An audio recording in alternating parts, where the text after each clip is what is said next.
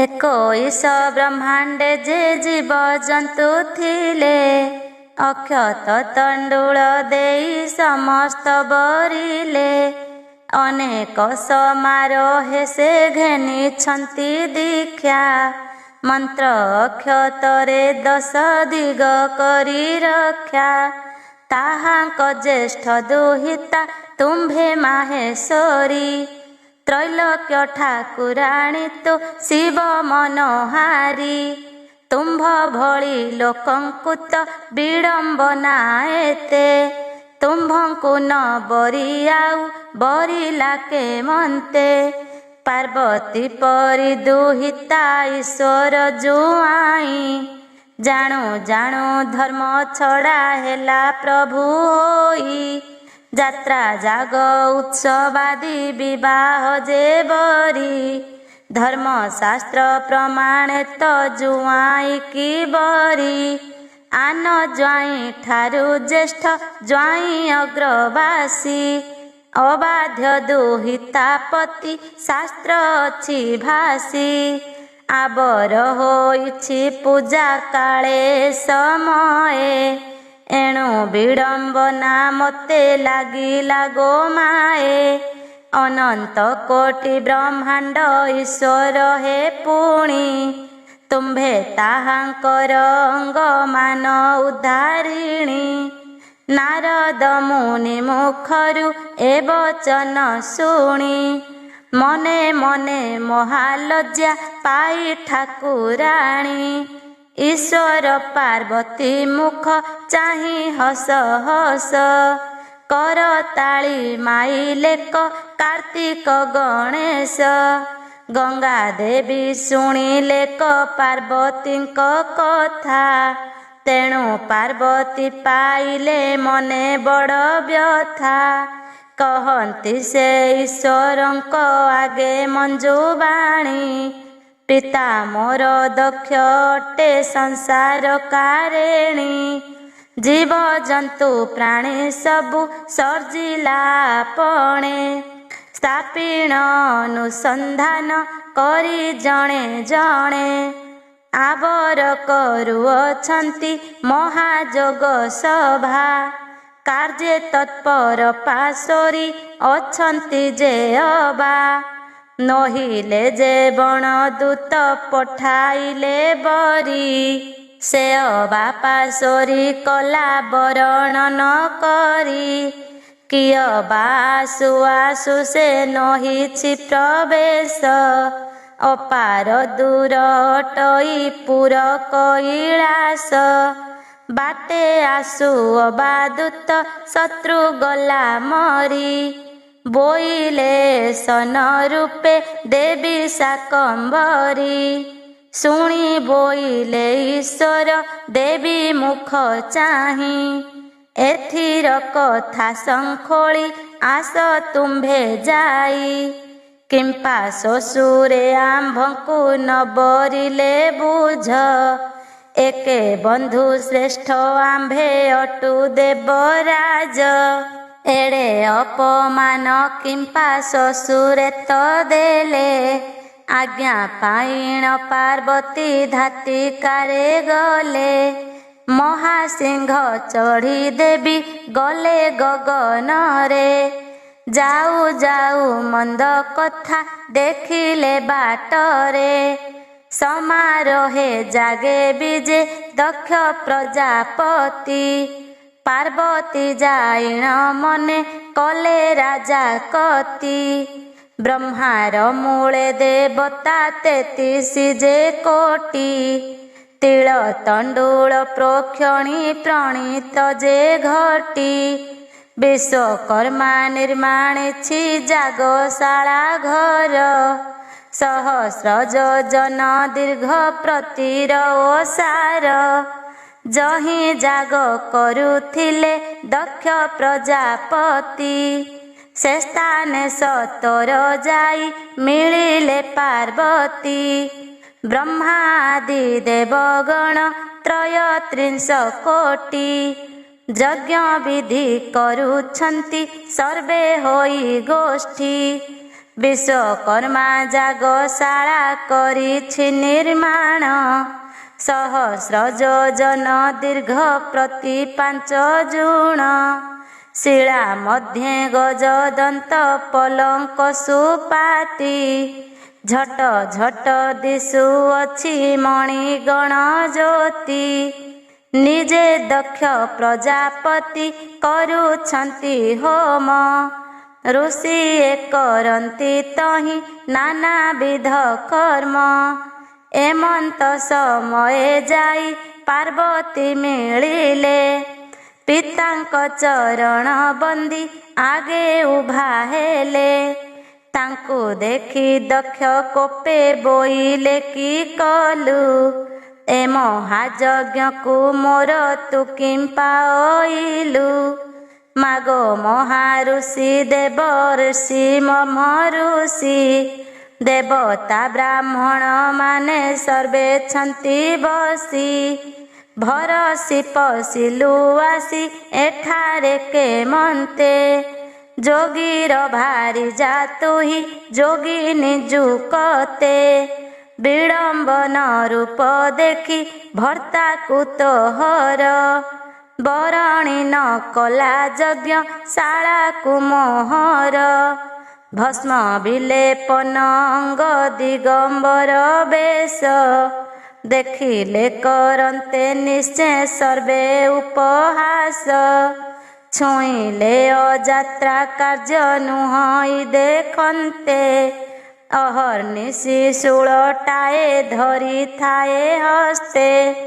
ଦିବ୍ୟପୁର ଛାଡ଼ି କରି ଶ୍ମଶାନରେ ବସା। ଦେବାଙ୍ଗ ବସନ ତେଜି ପିନ୍ଧିଥାଏ କଷା। ଚନ୍ଦନ କର୍ପୂର ଛାଡ଼ି ଭସ୍ମ ବୋଳେ ଅଙ୍ଗେ। ଦେବ ଗୋଷ୍ଠୀ ଛାଡ଼ି ବୁଲେ ଭୂତ ପ୍ରେତ ସଙ୍ଗେ। ସୁବାସ କୁସୁମ ତେଜି ମୁଣ୍ଡେ ବାନ୍ଧେ ଜଟା।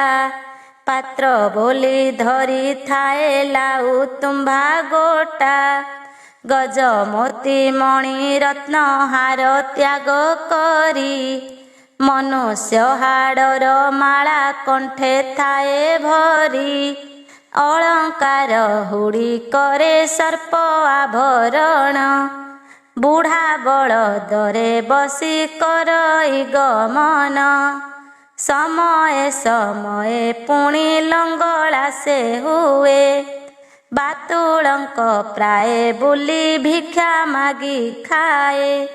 ଲଜ୍ଜା ବୋଲି ଲେଶ ମାତ୍ର ନ କରଇ ମନେ। ନାନାଦି ପ୍ରପଞ୍ଚ ରୂପ ଧରେ ଦିନେ ଦିନେ। କହୁଥିଲେ ନ ସରଇ ତୋ ସ୍ୱାମୀର ଗୁଣ। ତା ଅଙ୍ଗରେ ପୁରୀ ଅଛି ସବୁ ଅଲକ୍ଷଣ। ସର୍ବଗୁଣେ ସୁଲକ୍ଷଣ ଅଟେ ମୋର ସଭା। ବିଡ଼ମ୍ବନା ଲୋକ ଗୋଟା କେମନ୍ତେ ବରିବା। ତୁମ୍ଭେ ତାଙ୍କ ଭାରି ଜାତ ଅଟ ଶୁଭ୍ର କେଶୀ। ଯାଗଶାଳା ଅପବିତ୍ର ହେବ ତୁମ୍ଭେ ଯାସି। ଶୁଣିଣ ପାର୍ବତୀ ଦେବୀ ମନେ ପାଇ ଖଙ୍ଗ। ପିଣ୍ଡରୁ କି ପ୍ରାଣ ଛାଡ଼ି ଯିବ ହୋଇ ବେଗ। ଆପଣାର ପିତା ହୋଇ ମାନହୀନ କଲା। ଯିବାରୁ ମରିବାର କୋଟି ଗୁଣେ ଭଲା। ମୋ ଆଗେ ସ୍ୱାମୀ କି ମୋର କହୁଛନ୍ତି ମନ୍ଦ। ଯେଉଁ ଦେଶେ ମହାଦେବ ସ୍ୱାମୀ ସଦାନନ୍ଦ। ଯେଉଁ ସ୍ୱାମୀର ଏ ବିଶ୍ୱ ଅଟେ ଖେଳ ଘର। ସର୍ବଦେବଙ୍କ ଉପରେ ବୋଲ ଈଶ୍ୱର। ତାଙ୍କ ଗୋଡ଼ ଧୋଇ ଧାଇ ଦୁହିତାଏ ଦେଲେ। ଯାହାକୁ ଜ୍ୟେଷ୍ଠ ଜୁଆଇଁ ବୋଲି ପୂଜା କଲେ। ଏଡ଼େ ପଣ୍ଡିତ ହୋଇଣ ହେଲେ ଜ୍ଞାନ ଧ୍ୱଂସ। ନିଶ୍ଚୟ ଜାଣିଲି ତୋହର ବଂଶ ଜୀବନାଶ। ଶରୀରରେ ପ୍ରାଣ ଥାଉଁ ଈଶ୍ୱର ନିନ୍ଦିଲ। ସେ ଯେବେ ଦୋଷୀ ପ୍ରଦାନ କିମ୍ପା ମୋତେ କଲ। ମୁତୁମ୍ଭ ଦୁହିତା ସର୍ବଗୁଣେଷୁ ଲକ୍ଷଣୀ ଠାକୁର ଭାରିଜା ମୋର ନାମ ଠାକୁରାଣୀ ଲେଉଟି ଈଶ୍ୱର ମୁଖ କେମନ୍ତେ ଚାହିଁବି କି ବୋଲି କରି ଈଶ୍ୱରେ ଯାଇ ଜଣାଇବି ଏତେ କହି ଅଗ୍ନିକୁଣ୍ଡେ ପଡ଼ିଲେ କଡ଼େଇ ପାତାଳ ବୈକୁଣ୍ଠେ ବିଜେ କଲେ ଦେବୀ ଯାଇ ରତ୍ନ ସିଂହାସନେ ହୋଇ କନକେ ମଣ୍ଡଣୀ ସୁପାତି ସେଜରେ ବିଜେ କଲେ ଠାକୁରାଣୀ ପ୍ରତ୍ୟକ୍ଷେ ହିଙ୍ଗୁଳା ସେହି ଅଛି ଜାତ ହୋଇ ଅଗ୍ନି ଦେବତାଙ୍କୁ ଧ୍ୱଂସ କରିବ ବା କାହିଁ ଗ୍ରୀଷ୍ମ କାଳେ ରୁଚେ ଯେହ୍ନେ ସୁଶୀତଳ ଜଳ ତେସନେ ଅଗ୍ନି ଲାଗଇ ଦେହକୁ ଶୀତଳ କୋଇଲି ବୈକୁଣ୍ଠେ ସେ ବସିଲେ କଯାଇ ଦକ୍ଷ ପ୍ରଜାପତି ମନେ କିଛି ଭୟ ନାହିଁ ନିର୍ଭୟରେ ଅବଧାରି ଯାଜ୍ଞିକମାନଙ୍କୁ ଘୃତ ସମିଧ ଦେଉଛି ଅଗ୍ନି ଦେବତାଙ୍କୁ ପାର୍ବତୀଙ୍କ ସଙ୍ଗେ ମୁନି ନାରଦ ଯେ ଥିଲେ ଈଶ୍ୱରଙ୍କୁ ଏ ସନକ ବାରତା କହିଲେ ଭୋଦେବ ସେ ସାବଧାନେ ଶୁଣି ମାଗୋ ସାଇଁ ପାର୍ବତୀ ବିନାଶ ଦେଖି ଅଇଲଇ ମୁହିଁ ସ୍ୱାମୀ ଦକ୍ଷ ପ୍ରଜାପତି ଯାଗ କରୁଥିଲେ ଯାଗ ବ୍ୟର୍ଥ ହେବ ବୋଲି ତୋତେ ନ ବରିଲେ ଜାଣି ମାନି ମନ୍ତେ ଗଲେ ପାର୍ବତୀ ଯେ ବେଗେ ଅନେକ ଭର୍ସନା କଲେ ପାର୍ବତୀଙ୍କ ଆଗେ ବୋଇଲେ ଯୋଗୀ ଭାରି ଯାଅଟୁ ଯୋଗୀ ଆଣି ଏ ଦେବ ସଭାକୁ କିମ୍ପା ଅଇଲୁ ନ ଜାଣି ପାର୍ବତୀ ତୋର୍ଦ୍ଧ ଅଙ୍ଗ ସହିବ କେମନ୍ତେ ତୁହି ମହାପ୍ରଭୁ ଏହା ବିଚାର ତୋ ଚିତ୍ତେ ସେହି ଯାଗ କୁଣ୍ଡେ ଦେବୀ ପଡ଼ିଲେ କଡ଼େଇ ରକ୍ଷଣେ ମିଳାଇ ଗଲେ ଧୂଳି ପାଂଶ ହୋଇ ବ୍ରହ୍ମା ଆଦି ଦେବତାଏ ସର୍ବେ ତହିଁ ଥିଲେ ଅଗ୍ନିରେ ପଡ଼ନ୍ତେ କେହି ରହ ନ ବୋଇଲେ ଶୁଣି ଈଶ୍ୱର ଦେବର ଭାଙ୍ଗିଲା ସାହସ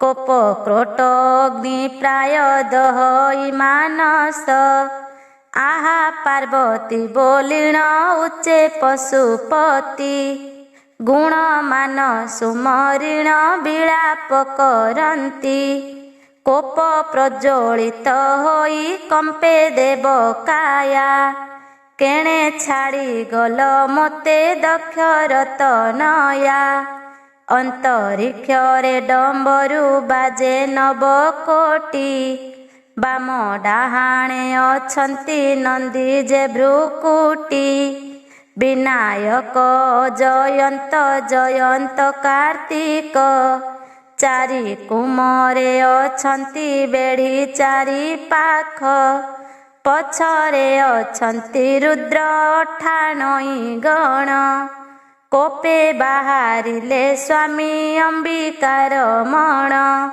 ସିଂହନାଦ ଆଦି କରି ଶଙ୍ଖ ବୀଣା ଯନ୍ତ୍ର ଅମର ଦୁନ୍ଦୁଭି ବାଜେ କୋଟି କୋଟି ଛତ୍ର ଶଲ୍ୟ ଚକ୍ର କାହିଁ ଗଦା ଶକ୍ତି ମୁଦୁଗର ଅଶୀବର ପାଶୁପାତ ପିନାକ ଆବର ବିଭୂତି ଲେପନ ଅଙ୍ଗେ ନାନା ଶସ୍ତ୍ର ଧରି ଧାମନ୍ତି ଯେ ଶିବଗଣ ଶିବଙ୍କୁ ଆବୋରି ଧର ଧର ମାର ମାର ନିରତେ ଶବଦ ଦେଖିଣ ଶୂନ୍ୟ ପୁରୁଷ ହୋଇଲେ ସ୍ତବଧ ପାର୍ବତୀ ଦହନ ଖେଦ ମନେ ମନେ ଧରି ନିମିଷକେ ଆସିଲେ ସେ ଦକ୍ଷ ରାଜପୁରୀ ଈଶ୍ୱର ବିଜୟ ତହିଁ କୋପ ଭର ହୋଇ ଦକ୍ଷିଣ ଦେବ ଦାନବେ ପକାଇଲେ ତହିଁ। ଇନ୍ଦ୍ର ବ୍ରହ୍ମା ଆଦି ଦେବ ବରୁଣ ଭାସ୍କର ଗନ୍ଧର୍ବ ଗଣ ଦେବତା ଯକ୍ଷ ଯେ କିନ୍ନର ତାର ବାର ଅଷ୍ଟ ବସୁ ଦଶ ଦିଗପାଳ 14 ବ୍ରହ୍ମାଣ୍ଡ ଦେବ ଦେବୀ ଯେ ସକଳ କୋପେ ହର ଆସୁଛନ୍ତି ଅତି ବେଗେ ବେଗେ ଦିଗପାଳ ଦେବତାଏ ନ ମିଳନ୍ତି ଆଗେ। ବ୍ରାହ୍ମଣ ମାନେ ଅନଳେ ଆହୁତି ନ ଦେଇ ଛିନ୍ନ ଛତ୍ର ହୋଇଣ ସେ ଯାଆନ୍ତି ପଳାଇ। ଏକାଦକ୍ଷ ପ୍ରଜାପତି ଦମ୍ଭେ ଅଛି ରହି ବନ୍ଧୁ ବାନ୍ଧବ ମିତ୍ର ହିଁ ସଙ୍ଗେ କେହି ନାହିଁ। କହୁ କହୁ ଈଶ୍ୱର ଯେ କଟାଳିଲେ ରାଗେ ଦେଖିଲେ ସେ ପ୍ରଜାପତି ରହିଅଛି ଆଗେ। ପାର୍ବତୀଙ୍କି ନଘେ ନୀଳ କୋପେ ପରଚଣ୍ଡ ଅଗ୍ନିରେ ପକାଇ ଛେଦି ପ୍ରଜାପତି ମୁଣ୍ଡ। ତଥାପି ଶାନ୍ତ ନହିଲେ ଦେବ ତ୍ରିପୁରାରୀ ରାଗେ ଗର୍ଜନ କରନ୍ତି ଊର୍ଦ୍ଧ୍ୱମୁଖ କରି। ପାର୍ବତୀ ନ ଦେଖି ଦେବ ମନ ନହେ ସ୍ଥିର ଅଗ୍ନି ଦେବତାଙ୍କୁ ଚାହିଁ ବୋଲନ୍ତି ଉତ୍ତର ଆରେ ଆରେ ବୈଶାନରେ ଭକ୍ଷିଲୁ ମୋ ନାରୀ ଜାଣ ପଞ୍ଚ ଆତ୍ମା ମୋର ଦକ୍ଷର କୁମାରୀ। ପ୍ରତ୍ୟକ୍ଷେ ହିଙ୍ଗୁଳା ଦେବୀ ସେହି ଠାକୁରାଣୀ ଦେଖୁ ଦେଖୁ ଦହିଲୁ ତୁ ମୋ କଥା ନ ଜାଣି। ଦେଖିଥିଲେ ପାର୍ବତୀ କି ଦିଅ ମୋର ଆଗେ ଆନ ଅଗ୍ନି ଜାତ ମୁହିଁ କରି ବିତରାଗେ। ଅଗ୍ନି ଦେବ ବୋଲେ କୋପ ନ କର ଗୋସାଇଁ ପାତାଳ ବୈକୁଣ୍ଠେ ଅଛି ତ ପାର୍ବତୀ ଥୋଇ। ବ୍ରହ୍ମାଣ୍ଡର ମହା ଅଗ୍ନି ଜାତ କଲା ସେହି ତାକୁ ନାଶ କରିବାକୁ ମୋର ବଳ କାହିଁ। ଏତେ ବୋଲି ସନ୍ନିଧିରେ ପାର୍ବତୀଙ୍କି ଦେଲେ ମହା ଉଲ୍ଲାସରେ ଦେବ ବସାଇଲେ କୋଳେ। ସୁର ସିଦ୍ଧ ଗଣ ମିଳି ଜୟ ଜୟ କଲେ ସୁଗନ୍ଧ କୁସୁମ ପୁଷ୍ପ ସର ନେଇ ଦେଲେ। ଗନ୍ଧର୍ବେ ଗୀତ ଗାଇଲେ ବୀଣା ବଂଶୀ ଘେନି ଈଶ୍ୱରଙ୍କ କୋପ ଶାନ୍ତି କଲେ ପଦ୍ମଯୋନି। ବେଭାରେ ତ ଭୋଳାନାଥ ଦେବ କାଶୀବାସୀ ପାର୍ବତୀଙ୍କି ଦେଖି ଦେବ ମନେ ମନେ ହସି। ଦକ୍ଷ ପ୍ରଜାପତି ନାରୀ ନାମ ଚନ୍ଦ୍ରକାନ୍ତି ଦୁହିତା ଜ୍ୱାଇଁକି ଦେଖି ହୋଇ ତୋଷମତି। ନିଜ ଭର୍ତ୍ତା ମରଣକୁ କିଛି ଭୟ ନାହିଁ ଜୟ ଶବଦେ ପାର୍ବତୀ ଦେବୀ ମୁଖ ଚାହିଁ। ସୁବର୍ଣ୍ଣ ଥାଳିରେ ଅଷ୍ଟରତନ ପୁରାଇ ଅର୍ଘ୍ୟ ଥାଳି ଘେନି ଉଭା ହର ଆଗେ ଯାଇ ଦେଖି ତାଙ୍କୁ ଉପହାସ କଲେ ଶୂଳ ସାଇଁ। ବୋଇଲେ ମୋ ଲିଙ୍ଗ ପୂଜା କର ଅର୍ଘ୍ୟ ନେଇ ଏହା ଶୁଣୁଛନ୍ତି ଦେବେ ଆଉ ଅଷ୍ଟ ଋଷି। ବୋଇଲେ ନ ଭାଙ୍ଗ ଆଜ୍ଞା ଗୋଟି ଶୁଭ୍ର କେଶୀ ଯେମନ୍ତେ ତୋଷ ହୁଅନ୍ତି ମାଗ ତ୍ରିଲୋଚନ ସେହି ପ୍ରକାରେ କରନ ଧର ମନେ ଆନ।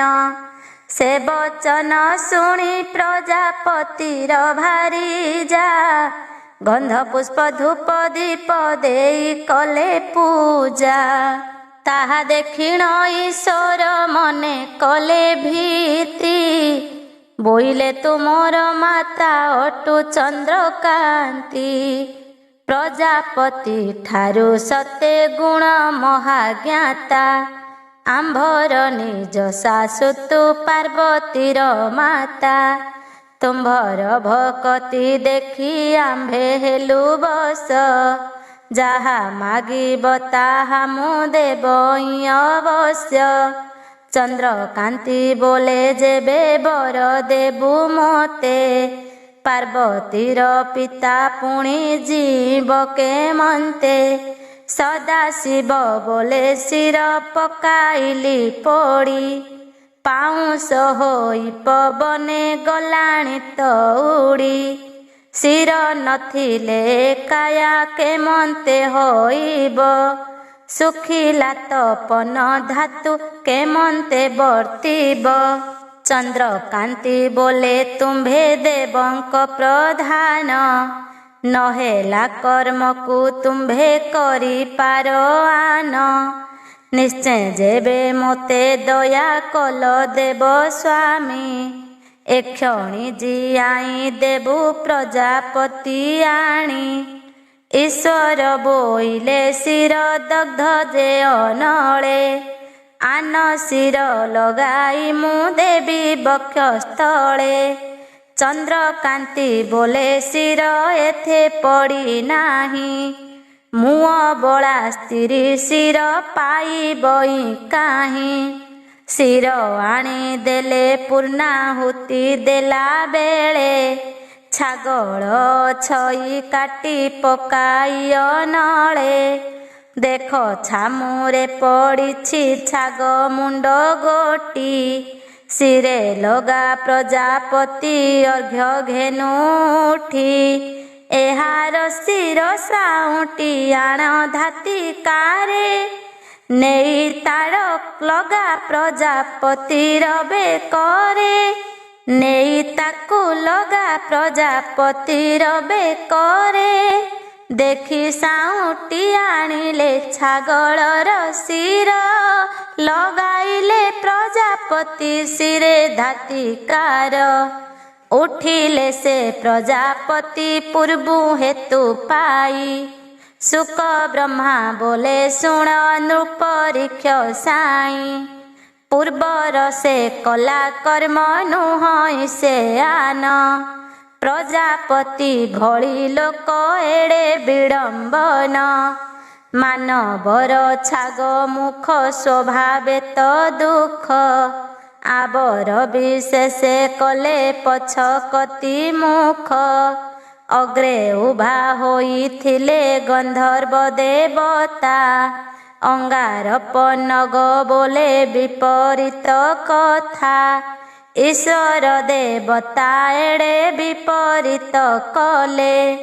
ଆପଣା ଶାଶୁର ହାତେ ଲିଙ୍ଗ ପୂଜା କଲେ। ସେ ଭୋଳାନାଥ ଲିଙ୍ଗ ନ ଜାଣେ ଧର୍ମ କର୍ମ। ଗୁରୁ ପତ୍ନୀ ହୋଇ କଲା ଏଡ଼େ ଧର୍ମ। ଦକ୍ଷ ପ୍ରଜାପତି ଏହା ନ ଜାଣେ ଯୁକତେ। ଈଶ୍ୱରଙ୍କୁ ବରଣ ସେ ନ କଲେ କେମନ୍ତେ। ଜ୍ଞାନ ଧ୍ୱଂସ ହୋଇ ଦେବୀ କୁଣ୍ଡେ ଦେଲେ ଝାସ। ଏଡ଼େ ଜାଗ ପାର୍ବତୀର ଯୋଗୁ ଗଲା ନାଶ। ସ୍ୱରୂପ କହିଲୁ ଏହି ଚାରି ଏଥେ ଦୋଷୀ। ସବୁ ହୁଅ କର୍ମ କଲେ ଦେବ କାଶୀବାସୀ।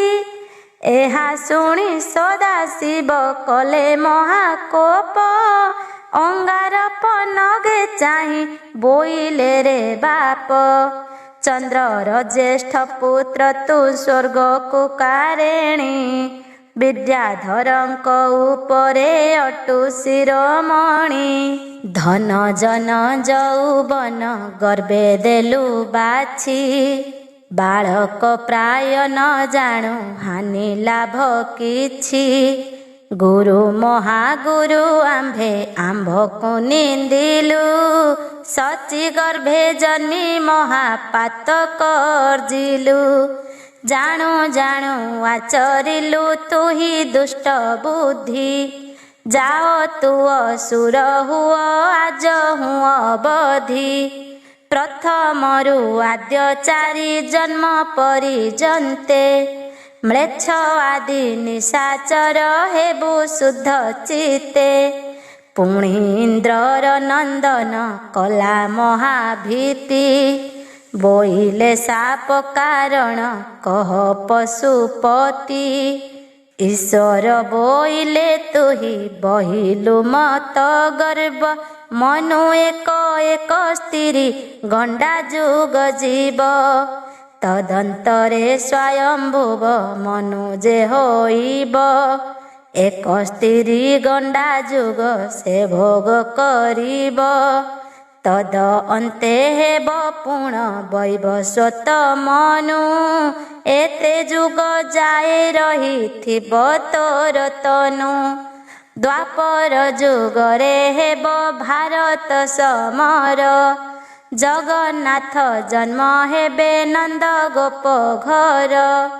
କଂସ ପାଦ ଭାରା ସହି ନ ପାରି ମେଦିନୀ ଗୁହାରି କରିବ ଯାଇ ଦେବ ଗଣ ଘେନି। ତୃଣାବର୍ତ୍ତ ରୂପେ ତୁହି ମଥୁରାରେ ସ୍ଥିତ ଲୀଳା ବିନୋଦେ ମାରିବେ ତୋତେ ଜଗନ୍ନାଥ। ତେବେ ତୋତେ ଯେ ପ୍ରାପ୍ତ ହେବ ସ୍ୱର୍ଗବାସ ଶ୍ରୀକୃଷ୍ଣ ହସ୍ତରେ ମଲେ ଯିବ ସର୍ବତୋଷ।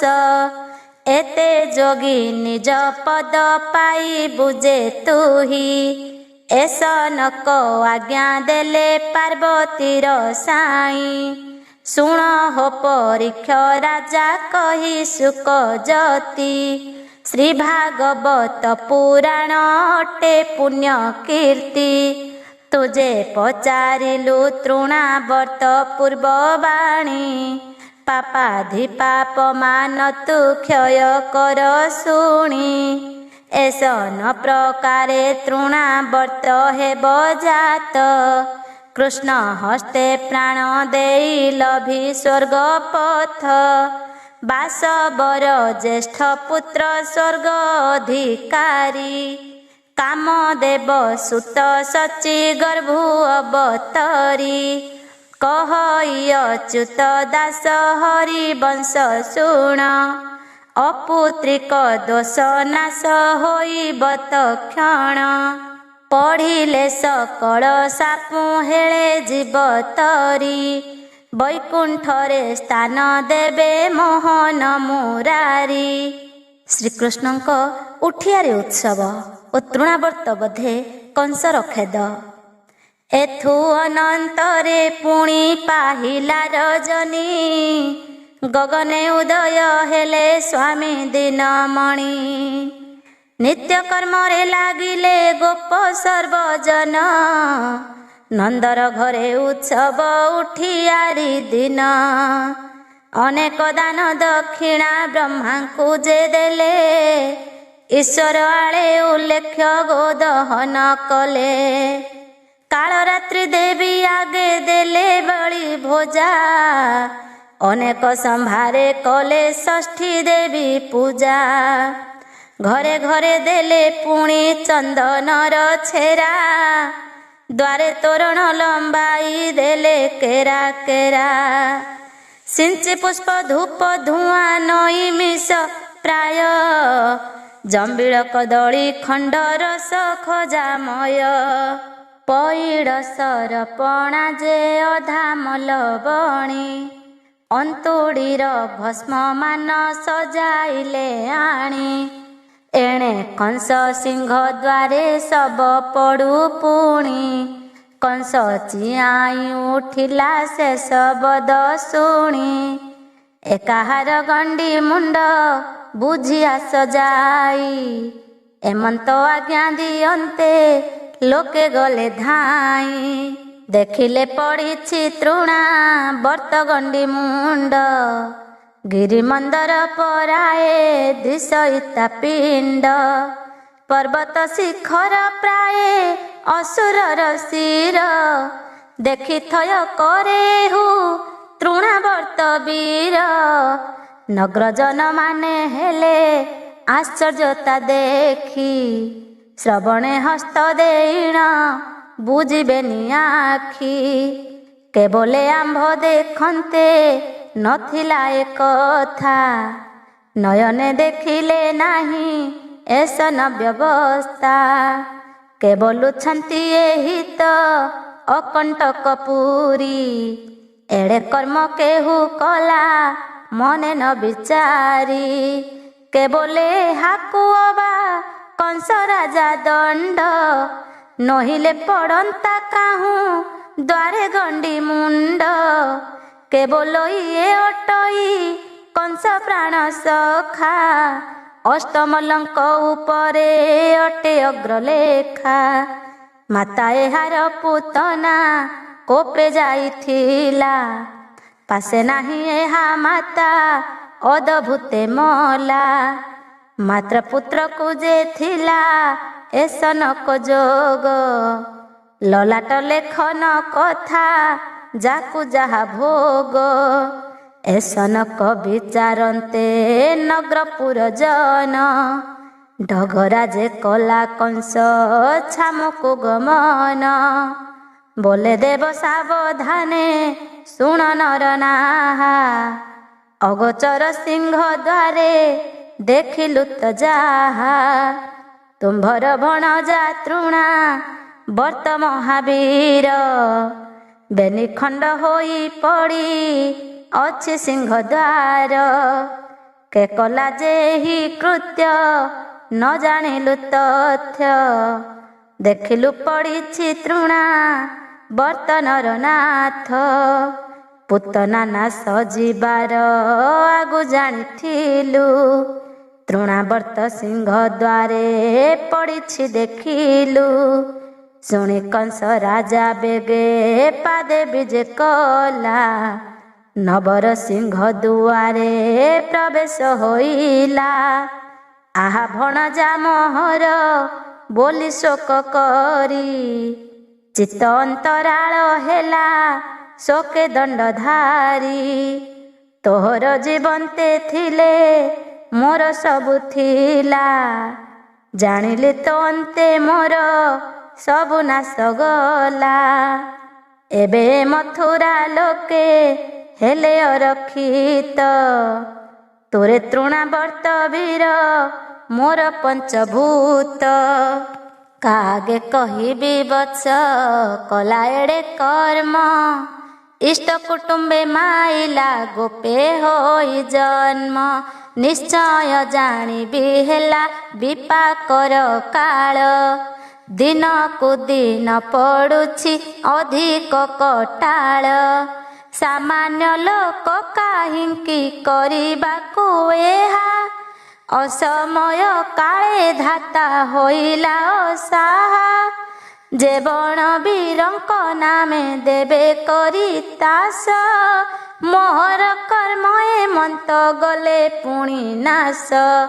ବହୁ ଆକୁଳ ହୁଅଇ କଂସ ନରପତି, ଶ୍ମଶାନ ଭୂମି କି ମଡ଼ା ନେଲେ କତଡ଼ତି। ପିଣ୍ଡ ଦହନ କରିଣ ସାରି ପ୍ରେତ କର୍ମ, ଜ୍ଞାତି ବନ୍ଧୁ ମିଳିତ ହିଁ କରନ୍ତି ଭୋଜନ। ଶ୍ରୀକୃଷ୍ଣ ରହିଅଛନ୍ତି ନନ୍ଦର ମନ୍ଦିରେ, ଲକ୍ଷେ କଧାତ୍ରୀ ଖଟନ୍ତି ପ୍ରଭୁ ଶ୍ରୀପୟରେ। ଦିନୁ ଦିନ ବର୍ଦ୍ଧମାନ ହେଲେ ଦେବହରି, ଗଜ ବୃନ୍ଦ ମଧ୍ୟେ ଯେହ୍ନେ ବିକ୍ରମ କେଶରୀ। ନବ ଦକ୍ଷିଣ ମେଲାରେ ସୁପାତି ଯେ ସଜ୍ଜା, ତହିଁ ଉତ୍ତାନ ଶୟନ ପ୍ରଭୁ ଦେବ ରାଜା। ପୂର୍ବେ କ୍ଷୀର ସମୁଦ୍ରରେ ହି ଅନ୍ତର୍ଯାମୀ, ଅନନ୍ତ ଶଯ୍ୟା ଉପରେ ଯୋଗ ନିଦ୍ରା ସ୍ୱାମୀ। ଏବେ ସେହି ମତି ପ୍ରଭୁ ନନ୍ଦର ମନ୍ଦିରେ, ବାଳ ଲୀଳା ଅବକାଶେ ରହି ଦାମୋଦରେ। ମହାପ୍ରଳୟ ଶୟନେ ଯେହ୍ନେ କଳ୍ପ ବଟେ, ହେଠ ମୁଖେ ମାର୍କଣ୍ଡକୁ ଦେଖିଲେ ନିକଟେ। ଗର୍ଭର ଭିତରେ ରଖି କରାଇଲେ ଭ୍ରମ, ଗୋପନଗ୍ରେ ରହି ମାରି ମାୟା ହିତେ ସନ। ନନ୍ଦ ଜେଜ ସଦା ଗୋପୀ ଗୋପାଳ ସକଳେ। ବିଶ୍ୱକୂଟ ମାୟା ରଚି ଶ୍ରୀ ବାଳ ଗୋପାଳେ। ତୃଣାବର୍ତ୍ତ ବଧ କଥା କେହି ନ ଜାଣଇ। ପ୍ରୋହିଣୀ ମରଣ ସ୍ୱପ୍ନ ପ୍ରାୟ ମଣି ତହିଁ। ଯାର ମାୟାରେ ଜଗତ ଜନ ଅଛି ମୋହି। ଇନ୍ଦ୍ରାଦି ଗଙ୍ଗାଧର ଜାନ ପାରନ୍ତି ଧ୍ୟାଇ। କପଟେ ବାଳୁତ ରୂପ ଧରି ଲକ୍ଷ୍ମୀ ନାହା। ସନକ ସନାତ ନହି ଚିନ୍ତୁଥାନ୍ତି ଯାହା। ଶୁଭାଶୁଭ କର୍ମ ଯେହୁ ପାରେ ଆନ କରି। ଜାନାମ ଧରି ସଂସାର ଜନେ ହନ୍ତି ପାରି। ଦେବାଧିଦେବଙ୍କର ଯେ ଅଟେ ମୁଖ୍ୟବାନ। ନନ୍ଦ ମନ୍ଦିରେ ଯେ ପ୍ରଭୁ କରୁଛି ଶୟନ। ଅପୂର୍ବ ନୀଳେନ୍ଦ୍ରୀ ଦଳ ପ୍ରାୟ ଅଟେ ତନୁ। ପୂର୍ବ ପଶ୍ଚିମେ ଯେ ସନେ ଉଦେ ଚନ୍ଦ୍ର ଧନୁ। ସରାଗେ ସୁବର୍ଣ୍ଣ ମାଳି ଗଢ଼ିଲା କଆଣି। ଧନ୍ୟ ବିଧାତା ଏ ସନ ରୂପକୁ ନିର୍ମାଣି। ଆଜାନୁଲମ୍ବିତ ଯାର ଅଟେ ଭୁଜ ଦଣ୍ଡ। ଉଦୟ କାଳେ ଯେ ସନେ ଦିଶେ ମାରତଣ୍ଡ।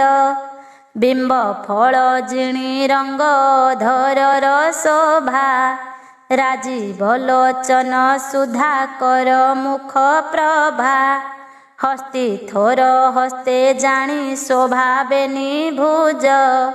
ଦନୁଜ ଦେଖନ୍ତେ ବଢ଼େ ସ୍ୱାମୀ ବଳ ତେଜ। ବିସ୍ତାର ଦକ୍ଷ ଡମ୍ବରୁ ଜାଣି କଟି କ୍ଷୀଣ। କୁଞ୍ଚିତ ସୁସଞ୍ଚ କେଶ ଲୋକେ ବେନି କର୍ଣ୍ଣ।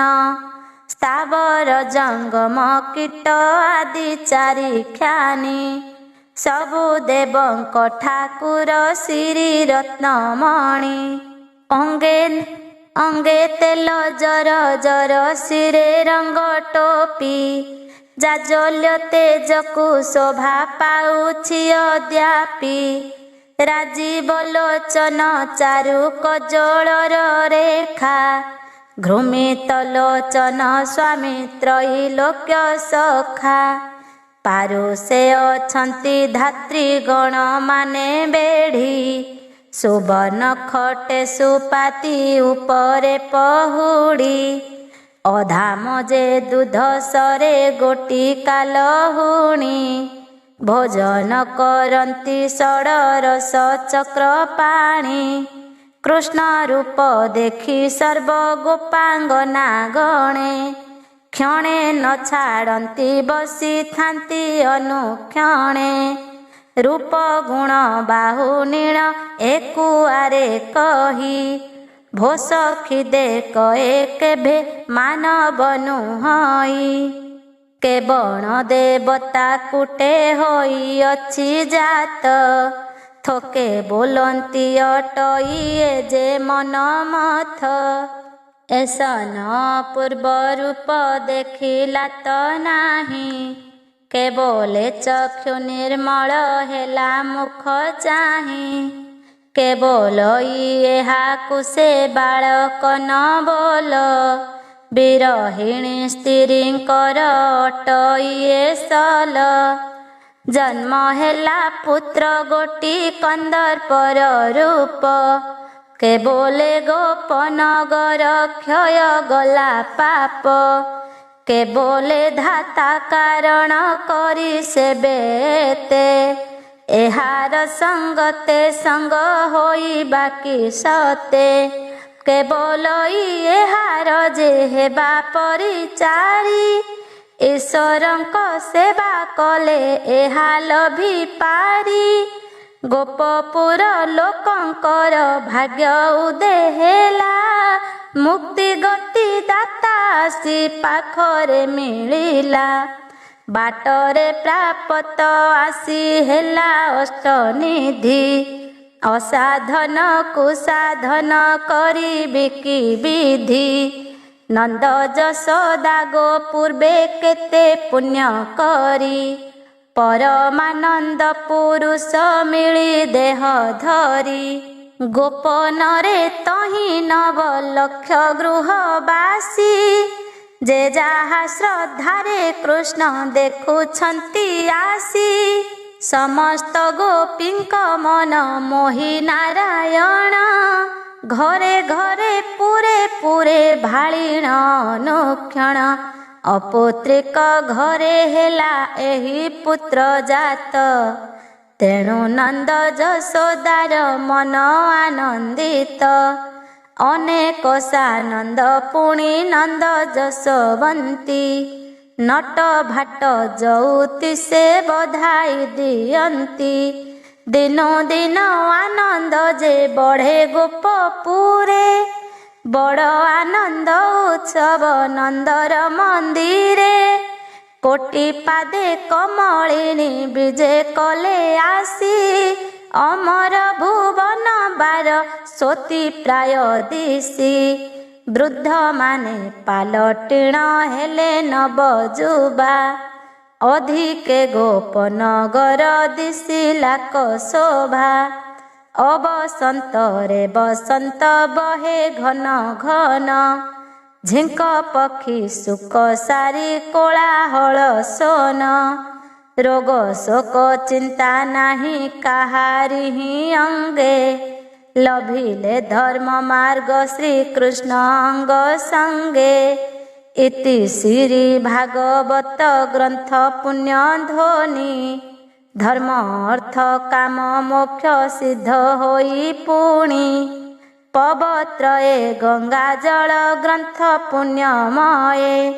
ଅଷ୍ଟାଦଶ ଅଧ୍ୟାୟେ ସମାପତ ହୁଏ ଜୟ ଗୋପୀନାଥ ବାଳ ଗୋପାଳ ମୂରତି ଅପାରୁ ଅପାର ଗୁଣ ନ ଜାଣଇ ସ୍ତୁତି ଏ ଦ୍ୱାପରେ ଭାରା ଭାର ନିବାରଣ ଅର୍ଥେ ସଦଏ ଉଦଏ ଗୋପେ ଗୋପୀଙ୍କ ନିମନ୍ତେ ରାମ ଅବତାରେ ପ୍ରଭୁ ପାଇଥିଲେ ଦୁଃଖ ତେଣୁ ରଙ୍ଗ ଅବତାର ହେଲେ ପଦ୍ମମୁଖ ଜନରଞ୍ଜନ ମୂରତି ବାଳୁତଏ ରୂପେ ସମ ଏକ ଦେହ ଗୋପ୍ୟ କରିଛନ୍ତି ଗୋପେ ବାଣ ବଜ୍ର ନାଭ ଆଦି ବହୁ ଦୁଷ୍ଟ ରାଜା ପୃଥ୍ୱୀ ନଶ ହୋଇ ଭାରା ଅତି ଭଗତେଜା ସାଲୋ ଶିଶୁ ପାଳ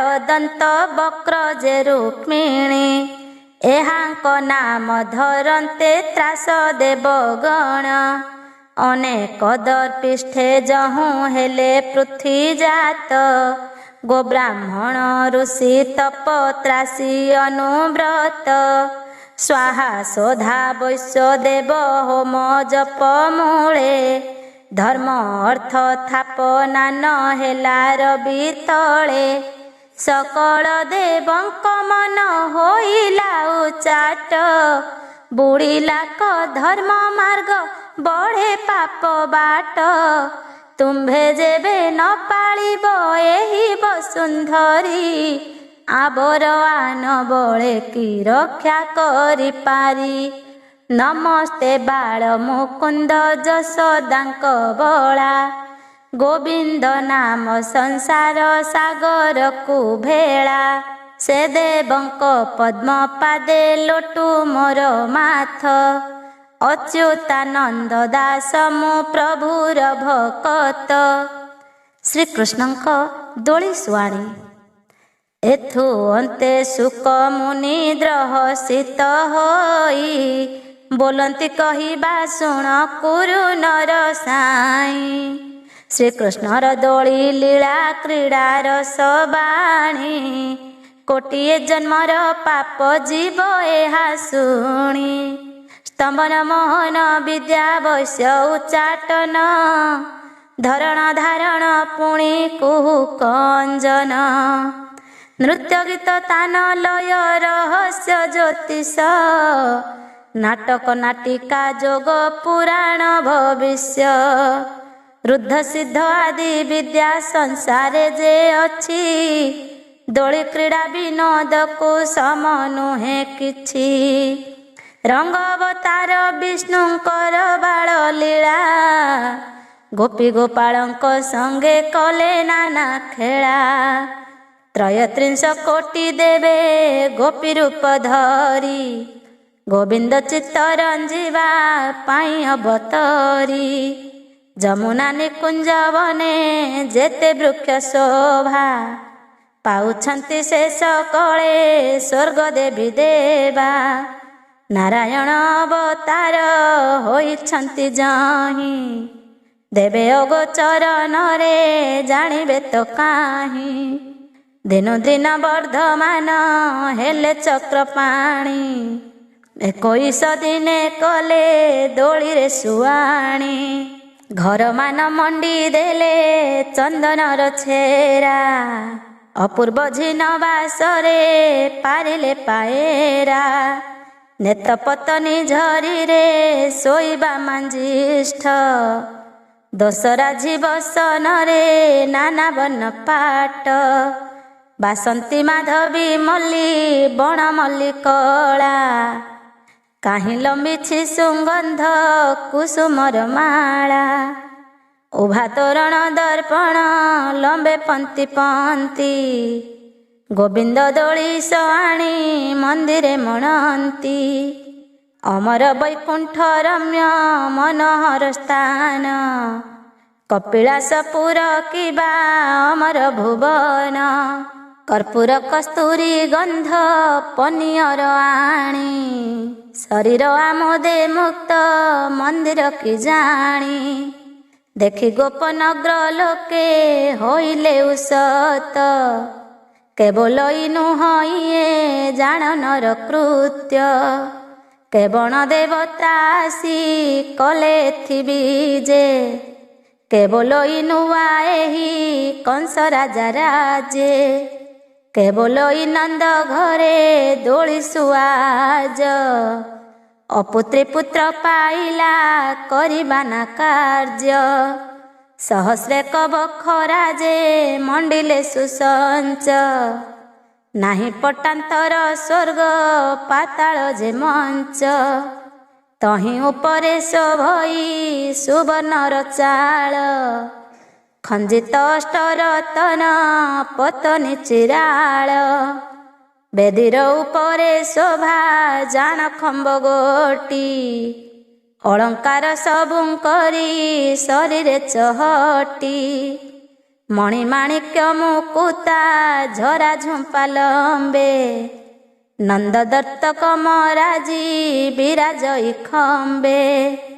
ଉପରେ ସୁବର୍ଣ୍ଣମୟ କଳସର ଶୋଭା, ମଧ୍ୟାହ୍ନ ଆଦିତ୍ୟ ପରି ଦିଶେ ତାର ଶୋଭା। ଆଙ୍କୋଡ଼ା ଆଙ୍କୋଡ଼ି ଶୁଦ୍ଧ ସୁବର୍ଣ୍ଣ ଶିକୁଳି, ହୀରା ଲୀଳା କାଠ ଗଜ ଦନ୍ତର ପିତୁଳି। ରସାଣିଲା ପାନ ପତ୍ର ଚଉପାଶେ କମ, ବିଚିତ୍ର ପାଟ ପତନି ମରକତ ହେମ। ବୈଠାର ଚାରି ଖୁରେ ନାନା ରତ୍ନ ଲମ୍ବେ, ଚିତ୍ରାଙ୍କିତ ପାଟମାନ ବିରାଜନ୍ତି ଖମ୍ବେ।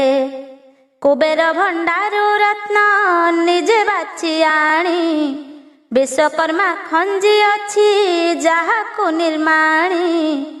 ତାତୁଲେ ଉପମା ଦେବଇ ମୁକିଶ, ପଟାନ୍ତର ନାହିଁ ଯାକୁ ପୁର ଚତୁର୍ଦ୍ଦଶ। ଏକଇ ରତ୍ନର ମୂଲ୍ୟ କୋଟିଏ ଭଣ୍ଡାର, କେତେ ରତ୍ନ ଖଞ୍ଜି ଅଛି ନାହିଁ ପାରାବାର। ରତ୍ନ ତେଜେ ତେଜବନ୍ତ ଦିଶଇ ସେ ଦୋଳି, ଅନ୍ଧାର ତୃଣକୁ କିଏ କିଞ୍ଚିତରେ ଜାଳି। ମଲ୍ଲି ମାଳତୀ ବକୁଳ ଚମ୍ପା ଜାତି ଜାତି, ପାଟଳି ପୁଷ୍ପ ପୁନାଗ ଅଶୋକ ସେବତୀ। କୁରୁବଲି ଯେ ସୁଗନ୍ଧ ରାଜପନ୍ତି ପନ୍ତି, ଆମ୍ବ ଖର୍ଜୁରୀ ପଣସ ବୃକ୍ଷ ହିଁ ଅଛନ୍ତି। ସୁବାସ ଶୀତଳ ପରିମଳ ପୁଷ୍ପମାଳୀ ବିଚିତ୍ର ଲେଖନ ନାନା ବନର ପିତୁଳି ଧନ ସେ ଚାନ୍ଦୁଆ ଖଟ ଦୋଳି ପରେ ଶୋହେ ଚାହିଁବା ମାତ୍ରକେ ମନ ବହେଳେ ମୋହେ ତାରାଗଣ ସହିତରେ ଚନ୍ଦ୍ର ଅଛି ତହିଁ ତ୍ରୈଲୋକ୍ୟ ଭିତରେ ତାକୁ ପଟାନ୍ତର ନାହିଁ ଗୋବିନ୍ଦ ଦୋଳି ଶୁଆଣି ବାରତାକୁ ଶୁଣି ଦେବତା ଗନ୍ଧର୍ବ ଗଣ ଥିଲେ ଦିନ ଗଣି ବ୍ରହ୍ମା ଇନ୍ଦ୍ର ଗଙ୍ଗାଧର ବିଜେ କଲେ ଯାଇ ଗୁପତରେ ବିଶ୍ୱକର୍ମା ଆସି ମିଳେ ତହିଁ ମାୟା ଭୁବନ ନୁହଁଇ ମାନବକୁ ଦୃଶ୍ୟ ଆପେ ଦୋଳି ଲାଗି ହେବେ ପରମ ପୁରୁଷ ପଞ୍ଚୁଆତି କର୍ମ 5 ଦିନେ ଥିଲେ ସାରି ଷଷ୍ଠୀ ଜିଉଛିଙ୍କି ଷଷ୍ଠୀ ଦିନ ପୂଜା କରି ଏମନ୍ତେ ବିଂଶ ସଂସ୍କାର ହେଲା ଯହୁଁ ଶେଷ ନାମକରଣ ସଂସ୍କାର ଦିନ 21 ବିଚିତ୍ର ଦେବୀ ଉପରେ ସୁନା ଖଟ ଦୋଳି ତଥି ପରେ ସେ ଯାଇଲେ ଦାସିନେ ତତୁଳି ନାନା ରତନେ ମଣ୍ଡଣୀ କଲେ ସେହି ଘର ଭେରି ମୃଦଙ୍ଗ ଆଦି ଯେ ବାଜେ ବୀରତୁର ବିଜି ଘୋଷ ତୋର ଶଙ୍ଖ ମର୍ଦ୍ଦଳ ମହୁରୀ ସିଙ୍ଗାର ସିଂହ ବାଦେ ଯେ ନାଗରାଜ ସରି କଡ଼ା ଘୁମୁରା ଚାଙ୍ଗୁ ଯେ କଂସାଳ କାହାଳି ଘଣ୍ଟି ରାମ ତାଳି ବାଦ୍ୟ ବାଜେ ଭଳି ଭଳି କାମିନୀ ମାନେ ଗାବନ୍ତି ବସି ଦୋଳି ଗୀତ ଅଳାବେଣୀ ହୁଳହୁଳି ସୁସ୍ୱର ଲଳିତ ନାନା ବନେ ପିଠା ଖଜା ସ୍ୱାଦୁ ପକ୍ୱ ଫଳ ଆମ୍ବ ଜାମ୍ବିଳ ପଣସ ରମ୍ଭା ନାରିକେଳ ଦାରାକ୍ଷ ପେଣ୍ଡି ଖର୍ଜୁର ବୃନ୍ଦାହୁଳ ଗୁଆ ନାନା ବନେ ପୁଷ୍ପ ଏକ ଭଳି ନୂଆ ନୂଆ ଦୁର୍ବାଅକ୍ଷ ତଣ୍ଡୁଳ ପୂର୍ଣ୍ଣ କୁମ୍ଭ ଆଣି ଶ୍ରୀଫଳ ଯେ ଚ୍ୟୁତ ପତ୍ର ନାନା ତୀର୍ଥ ପାଣି ମତେ ମତୁଆଳ ଗୋପୀ ଗୋପ ଗୋପ ବେଟା ଢଗ ଢମାଳି ଗାଇଣ ନାଚନ୍ତି ଖେମଟା ସିନ୍ଧୁଆ ପାଟ ବାସନ୍ତି ମାଧବୀ ଯେ ପିନ୍ଧି ହସ୍ତରେ କେନ୍ଦୁଲ ଉଡ଼ି ପାଦେ ଘଣ୍ଟି ବାନ୍ଧି ନନ୍ଦ ଉପନନ୍ଦ ପୁଣି ସୁନନ୍ଦ ସହିତେ ସୁଷେଣ ଚନ୍ଦ୍ର ସେଣାଦି ଗୋପ ବୃନ୍ଦ ଯେତେ ଯେ ଯାହା ଯୋଗାଡ଼ ଘେନି ଅର୍ଘ୍ୟ ଦିଅନ୍ତି ନିତ୍ୟେ ଗୋପୀ ଗୋପାଳ ବାଳକେ ମାତି ନୃତ୍ୟ ଗୀତେ ସମସ୍ତ ଗୋପାଳ ଆସି ମିଳି ନନ୍ଦ ଦ୍ୱାରେ ଦେଖଣା ଯୋଗାଡ଼ ମାନ ଘେନି ଯେ ଯାହାରେ ଇଷ୍ଟବନ୍ଧୁ ସୁହୃଦ ଯେ ସଖା ନାନା ଜାତି ନନ୍ଦ ଘରେ ଦୋଳି ଶୁଆ ସମସ୍ତେ ଦେଖନ୍ତି ଏକୁଆରେ କମଣ୍ଡଣୀ ଦିଶେ ବିତପନ କେହୁ ଯେ ବୋଲନ୍ତିଣ ସେ ଆମ୍ଭର ଜୀବନ ନନ୍ଦ ପୁଅ ଦୋଳି ଶୁଆ ଦେଖ ଦିବ୍ୟ ସଜ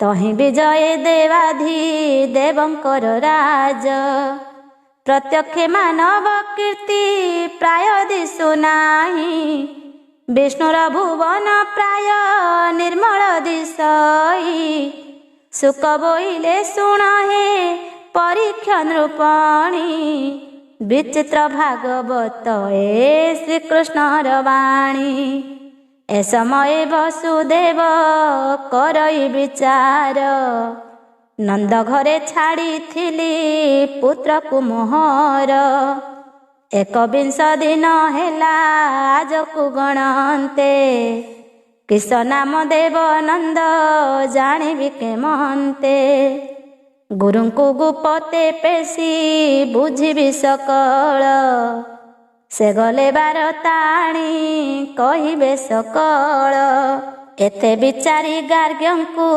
ସନ୍ନିଧେହକାରୀ ବହୁତ କାକୁସ୍ଥ ହୋଇ କହେ ପୁରସରୀ।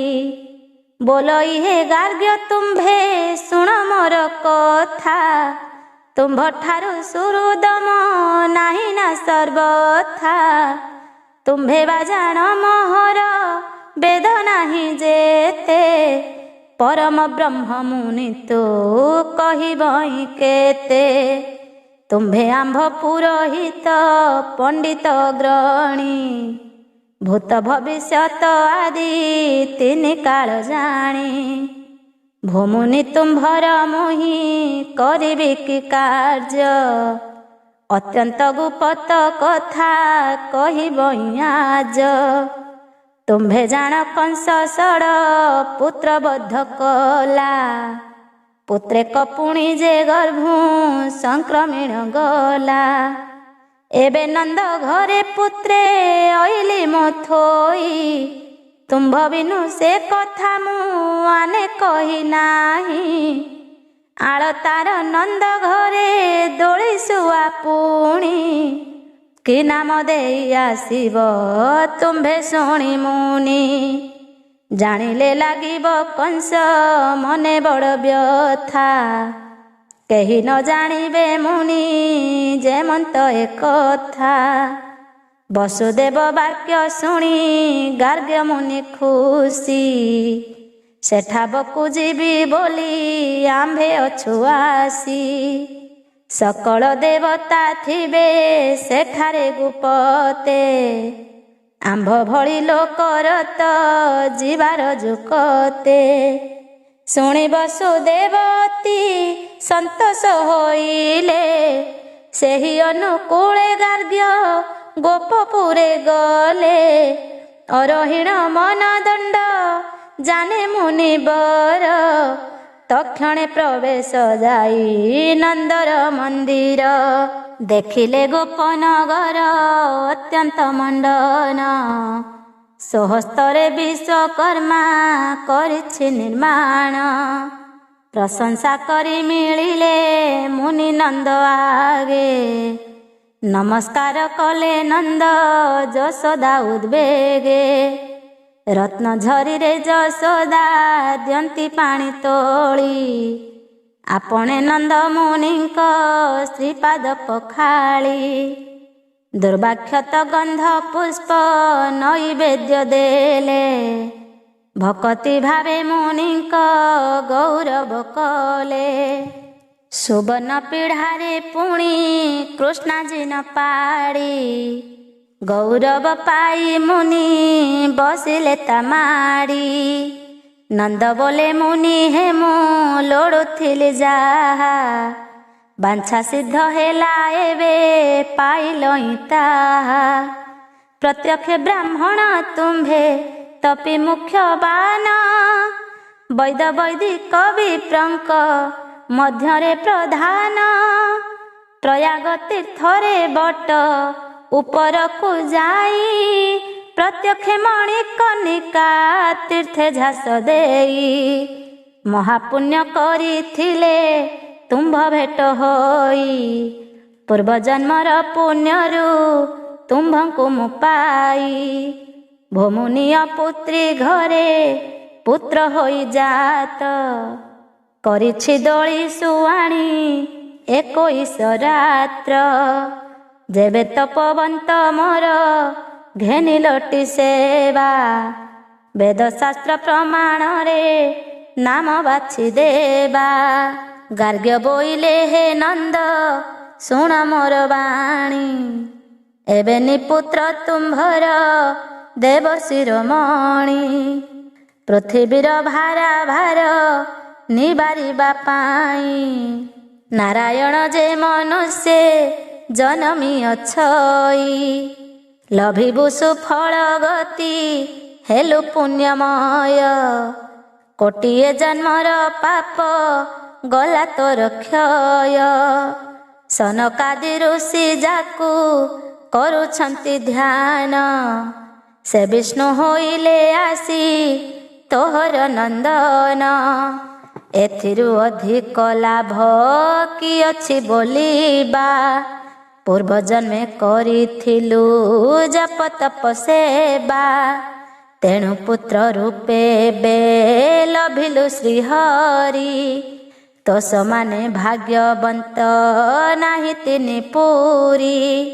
ଏତେ ବୋଲି ଗାର୍ଗ୍ୟ ମୁନି ଆସନ ଉଠିଲେ, ବାଳଗୋପାଳଙ୍କୁ ଯାଇ ନିରୋପି ଦେଖିଲେ। ମାୟା ବଳେ ମାୟାଧର ଶୋଇଛନ୍ତି ସେ ଯେ, ମୋହନ ମୂରତି କରେ ଶଙ୍ଖ ଚକ୍ର ସାଜେ। ଦୀପ୍ତିମନ୍ତ ହୋଇ ତେଜ ଦିଶେ ମହାଶୋଭା, ପୂର୍ଣ୍ଣମୀ ଚନ୍ଦ୍ରମା ପ୍ରାୟ ବିରାଜଇ ପ୍ରଭା। ବିଷ୍ଣୁ ଦିବ୍ୟ ତେଜ ଦେଖି ଗାର୍ଗ୍ୟ ହେଲେ ମୋହି, ମନ ମଧ୍ୟେ ବିଚାରିଲେ ପରମ ବ୍ରହ୍ମ ଏହି। ଏସନକ ଚିନ୍ତା ମୁନି ଅନ୍ତର୍ଗତେ କଲେ, ନିସ୍ତରିଲି ବୋଲି କହି କୃଷ୍ଣଙ୍କୁ ଧଇଲେ। ରୂପ ଦେଖି ଆନନ୍ଦରେ ମୁଖେ ଚୁମ୍ବ ଦେଇ, ବାଳ ମୁକୁନ୍ଦଙ୍କୁ ଖଟେ ଶୁଆଇଲେ ନେଇ। ନନ୍ଦ ଯଶୋଦାଦି ଯେତେ ଗୋପ ଗୋପୀ ଥିଲେ, ତାହା ଦେଖି ଏକ ମୁଖେ ଜୟ ଧ୍ୱନି କଲେ। ସୁଲକ୍ଷଣୀ ନାରୀଗଣ ହୁଳହୁଳି ଦେଇ, ଆନନ୍ଦରେ ନୃତ୍ୟ କଲେ ଦୋଳି ଗୀତ ଗାଇ। ସୁବର୍ଣ୍ଣ ଥାଳିରେ ମଞ୍ଜ ରତ୍ନ ସାଜି ଆଣି, ଶ୍ରୀକୃଷ୍ଣକୁ ବନ୍ଦାଇଲେ ଯଶୋବନ୍ତୀ ରାଣୀ। କୌଶଲ୍ୟା କୋଳରେ ଯେତେ ରାମଚନ୍ଦ୍ର ଶୋଭା, ରେଣୁକା କୋଳରେ ପରଶୁ ରାମ ଅଛି ଅବା।